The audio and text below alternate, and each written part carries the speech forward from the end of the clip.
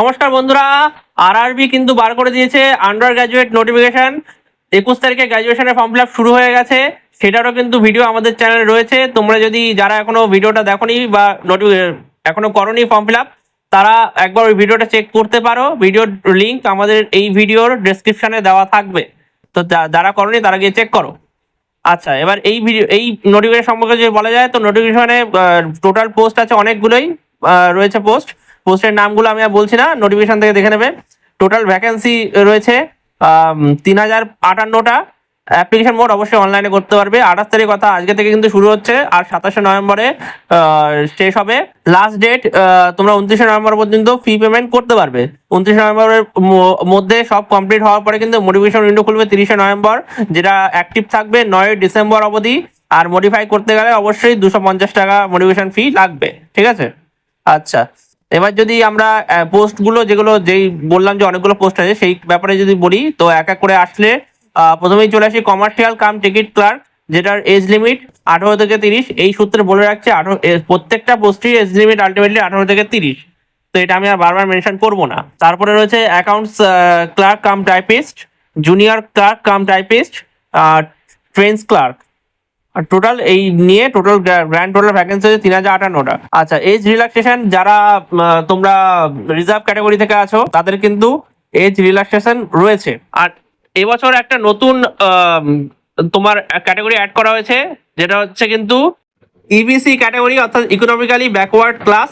এটাকে কিন্তু ওবিসির সাথে গুলিয়ে ফেললে হবে না। এটা ওবিসি এবং ইডাব্লিউএস দুটোর কম্বিনেশন নয়, দুটোর থেকে একদম আলাদা একটা আলাদা ক্যাটাগরি। এটা কিন্তু এক্সামে যে সমস্ত সুবিধা আদার্স রিজার্ভ ক্যাটাগরিরা পায়, এরা কিন্তু সেই সুবিধা পাবে না। এরা শুধু অ্যাপ্লিকেশন ফিতে ছাড় পাবে।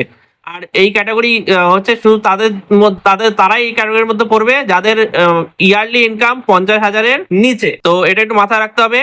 আর এডুকেশনাল কোয়ালিফিকেশনের মধ্যে হচ্ছে ক্যান্ডিডেটদের অবশ্যই under graduate form fill up হচ্ছে। তো আন্ডার গ্রাজুয়েট অর্থাৎ হাইয়েস্ট এডুকেশনাল কোয়ালিফিকেশন এইচএস হতে হবে। আর এইচএস কিন্তু যারা অ্যাপিয়ারিং তারা কিন্তু বসতে পারবে না, অর্থাৎ তোমাদের কাছে সার্টিফিকেট থাকতে হবে ফর্ম ফিল আপ শেষ হওয়ার আগে, রেজাল্ট আর কি। আচ্ছা, এক্সাম ফি যদি চলে আসা যায়, এক্সাম ফি কিন্তু জেনারেলদের জন্য 500 টাকা এবং যারা রিজার্ভ ক্যাটাগরি আছে তাদের জন্য 250 টাকা। আর যদি CBT 1 তুমি বসো, অ্যাপিয়ার হও CBT 1-এ, তাহলে কিন্তু তুমি 400 টাকা ফেরত পেয়ে যাবে। আর যারা রিজার্ভ ক্যাটাগরি রয়েছে তাদের 250 টাকা দিয়ে 250 টাকা ফেরত পেয়ে যাবে। রিজার্ভেশন অ্যাজ পার যেমন থাকে রেলওয়েতে সেরকমই আছে। যদি ডিটেলসে দেখতে যাও তাহলে রেলের নোটিফিকেশন থেকে তোমরা নোটিফিকেশনটা কিন্তু আমাদের টেলিগ্রাম চ্যানেলে দেওয়া থাকবে। টেলিগ্রাম চ্যানেলের লিঙ্ক তোমরা ভিডিওর ডেসক্রিপশনে পেয়ে যাবে। মেডিকেল স্ট্যান্ডার্ডে যদি চলে আসা যায়, তাহলে A3, B2 আর C2, এই 3 ধরনের স্ট্যান্ডার্ড রয়েছে। যেখানে A3 মানে অবভিয়াসলি তোমার চোখের পাওয়ার খুবই কম বা একদম নাই যেন থাকে। B2 মিডিয়াম, আর C3-তে শুধু চোখ থাকলেই হবে। রিক্রুটমেন্ট প্রসেসে 4টে ধাপ রয়েছে। প্রথমে CBT 1 হবে, তারপরে CBT 2 হবে, তারপরে কম্পিউটার বেসড টাইপিং টেস্ট হবে, আর তারপরে ডকুমেন্ট ভেরিফিকেশন এবং মেডিকেল টেস্ট যেটা হয় সেটা হবে। CBT 1-এ সবাই বসতে পারবে, তারপর থেকে আস্তে আস্তে লোক সংখ্যা কমতে থাকবে বা ছাত্র সংখ্যা। যাই হোক, প্রথমে সিঙ্গেল অ্যাপ্লিকেশন, এটা আর বলার কিছু নেই। একজন একবারই অ্যাপ্লাই করতে পারবে, মানে একটা অ্যাকাউন্টই অ্যাপ থেকে আর কি। আর অ্যাকাউন্ট ক্রিয়েট আগে করে নিতে হবে যাদের করার নেই। লাইভ ফটোগ্রাফ থাকবে আর সিগনেচার দিতে হবে। এগুলো একটা নির্দিষ্ট সাইজের মধ্যে দিতে হবে অবশ্যই। আর তো সেইটা তুমি নোটিফিকেশনে পেয়ে যাবে।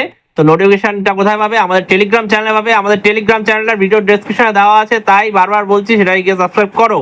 আর স্ক্রাইব পাবে PWBD যারা ক্যান্ডিডেট আছে তাদের জন্য। তো ব্যাস এইটুকুই ছিল। ধন্যবাদ।